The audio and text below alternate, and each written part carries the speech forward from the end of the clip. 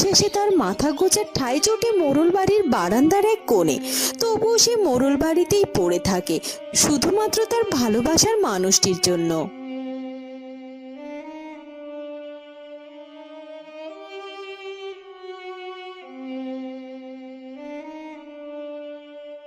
আরে এই কুমারী, আজকে কিন্তু অনেক রকম রান্না বান্না করতে হবে।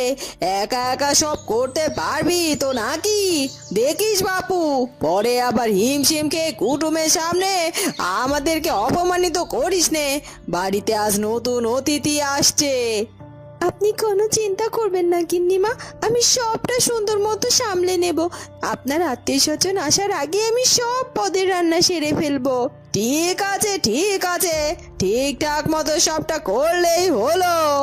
হ্যাঁ গিন্নিমা, কিন্তু আজকে কারা আসবে বাড়িতে বলুন না। তোরা তো সব শুনে কি কাজ শুনি, তবুও যখন শুনতে চাইছিস শোন। আজকে সুমনের হবু শ্বশুর বাড়ি থেকে কুটুম আসবে। কদিন বাদে আমাদের সুমনের বিয়ে। সুমনের বিয়ে ঠিক করেছি। কি সুন্দর যে তার বউ হচ্ছে সুমনের, সে কি তোকে বলবো। হবু বৌমা আসছে বাড়িতে, এলেই দেখতে পারবি। যা যা, এবার গিয়ে কাজে লেগে পড় তো দেখি। ও মা, তাই ছোট কর্তার বিয়ে ঠিক হয়েছে বুঝি? এ তো বেশ খুশির খবর। আর ছোট কর্তার বউ সুন্দরী হবে না কেন? ছোট কর্তা তো নিজেই কত সুন্দর দেখতে, তার বউকে তো সুন্দর হতেই হবে। ও মা, তোর চোখ দিয়ে আবার জল গড়িয়ে পড়ছে কেন রে? কি হলো কি তোর আবার? না না গিন্নিমা, ওটা কিছু না। হঠাৎ করে চোখটা একটু জ্বালা করে উঠলো, বোধহয় কোনো পোকা টোকা পড়েছে। যাকে, আমার এখন এসব ভাবলে চলবে না। আর তাড়াতাড়ি গিয়ে কাজে লেগে পড়ি, অনেক লোক আসছে বাড়িতে, রান্না তো করতে হবে। এ কথা বলেই কুমারী রান্নাঘরে চলে যায়।